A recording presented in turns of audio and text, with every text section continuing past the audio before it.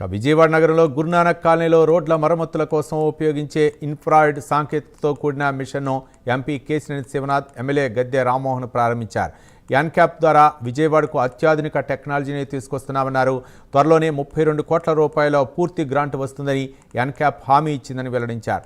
రోజురోజుకు లేబర్ సమస్య పెరుగుతోందని, ఈ మిషన్ ద్వారా రోడ్లపై ఉన్న గుంతలను అతి తక్కువ సమయంలోనే పూడ్చవచ్చునని వారు తెలిపారు.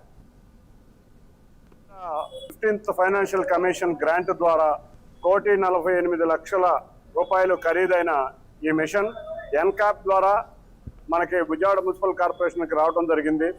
ఈ మిషన్ యొక్క ప్రత్యేకత, ఎక్కడైనా రోడ్లు గుంటలు ఉన్నా, ఎక్కడైనా రోడ్లు కనుక ఎత్తుపల్లాలు ఉన్నా ఈ మిషన్ని తీసుకుని వెళితే ఈ మిషన్ రోడ్డు ఫిల్లింగ్, గ్యాప్స్ని ఫిల్లింగే కాకుండా రోడ్డుకున్న ఎత్తుపల్లాలను కూడా కుదించే విధంగా ఉన్న మిషన్ ఇది.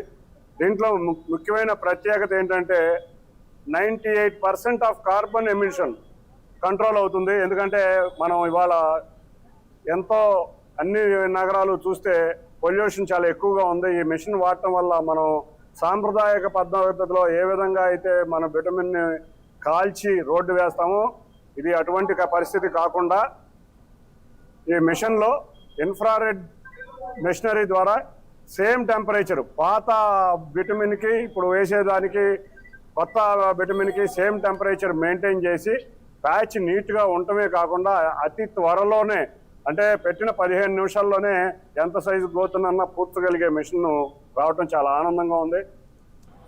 ఎన్క్యాప్ వాళ్ళు దాన్ని 1,50,00,000 రూపాయలు ఉచితంగా, మనకి 1,50,00,000 రూపాయలు విలువైన ఈ వాహనాన్ని ఉచితంగా ఇవ్వడం జరుగుతుంది. దీనివల్ల ఎక్కడైనా గోతులుంటే ఆ మిషన్ వెళ్ళిపోయి ఒకళ్ళిద్దరితోనే ఆ గోతుల్ని పూర్తి చేసి చాలా తక్కువ సమయంలో గోతులు పూడ్చడమే కాకుండా ఎక్కడా కూడా పొల్యూషన్ లేకుండా, ఇన్ఫ్రారెడ్ అనే ఆ రేడియేషన్తో పొల్యూషన్ లేకుండా అది చేయడం జరుగుతూ ఉంది. ఇదంతా కూడా నూతనమైన మార్పులు, నూతనమైన విధానం.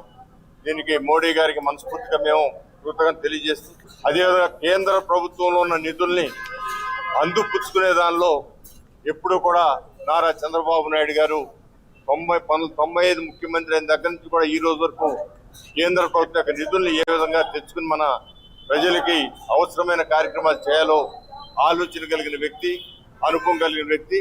తద్వారా అనేకమైన